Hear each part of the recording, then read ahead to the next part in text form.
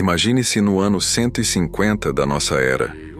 Você está no epicentro de Roma, a metrópole mais imponente que a antiguidade já concebeu. Em um espaço vibrante, quase 1 milhão de almas coexistem sob um calor sufocante, onde o aroma dos perfumes caros dos patrícios se choca com o odor pesado do trabalho braçal dos escravos. Sob seus pés, as pedras do calçamento irradiam o calor da tarde, enquanto você navega por ruelas apinhadas de mercadores, animais de carga e crianças que brincam em meio ao caos urbano. Ao abrir caminho pela multidão, você se depara com uma cena inusitada. Uma fila gigantesca, porém silenciosa e organizada. Homens de todas as castas sociais aguardam pacientemente diante de pórticos monumentais de pedra. Lá dentro, o ar é denso, carregado de vapores e do murmúrio constante de águas correntes e conversas animadas.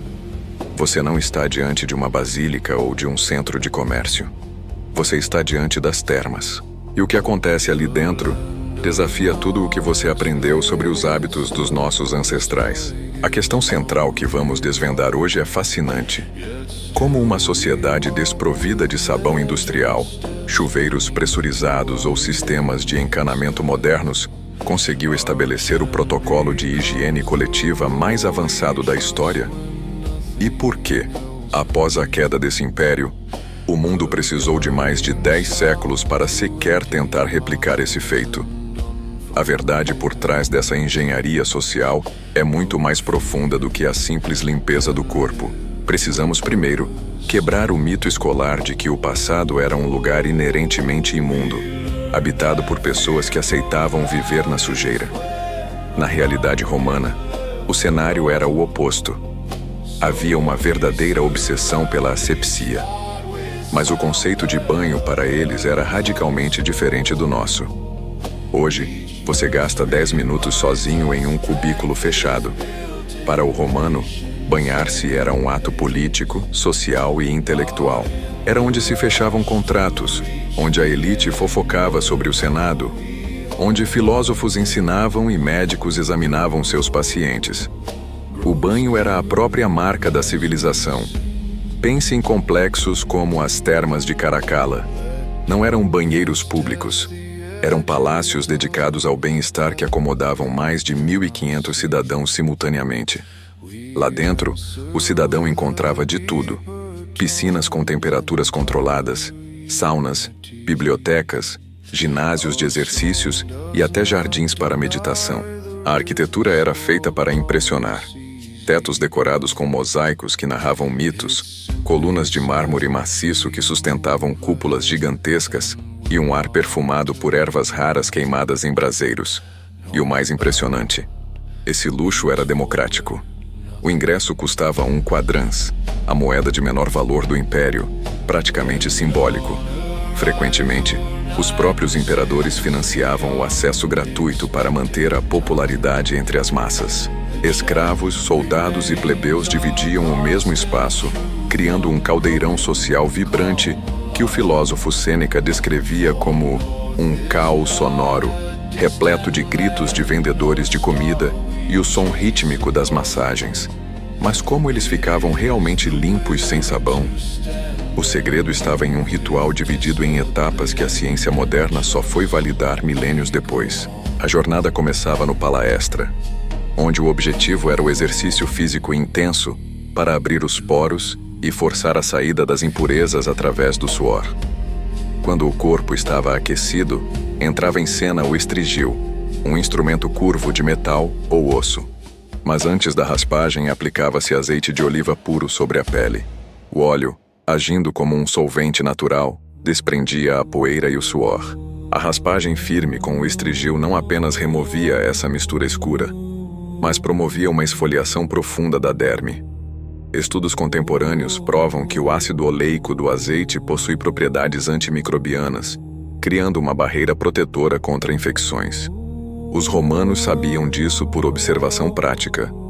Após a limpeza, o cidadão passava pelo tepidarium, morno, e pelo calidarium, quente, para uma transpiração final, terminando o processo no frigidarium.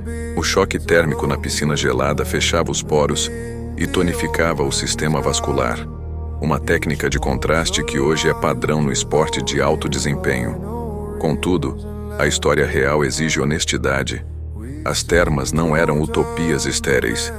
A água das piscinas muitas vezes era estagnada, latrinas eram compartilhadas e fungos eram um problema recorrente. Além disso, toda essa opulência dependia da engrenagem invisível dos escravos, que operavam os fornos subterrâneos sufocantes e carregavam baldes de água sem jamais poderem desfrutar do mármore que limpavam. Roma era brilhante, mas sua luz era mantida pelo sacrifício de muitos. A grande lição que o Império nos deixou foi entender a higiene como infraestrutura e política pública.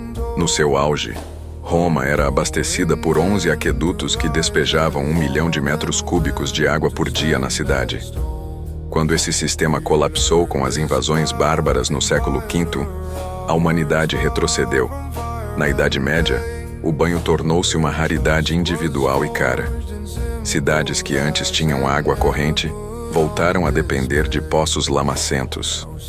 A diferença entre um romano e um europeu do século XII era um abismo de 1000 anos de conhecimento sanitário perdido.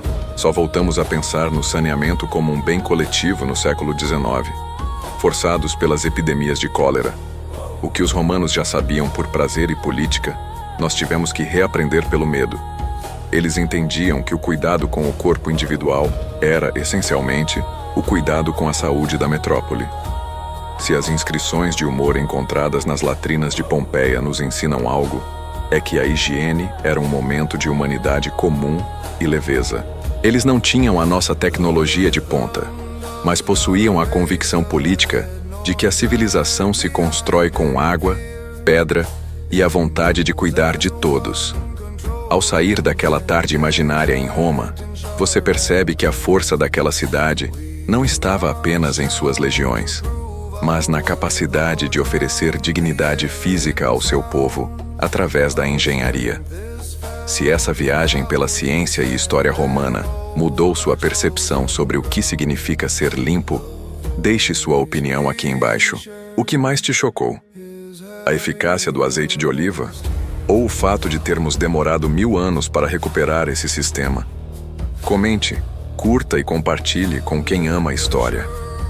No próximo episódio, vamos mergulhar na medicina romana. O que os médicos de César sabiam sobre o corpo que o mundo esqueceu. Não perca!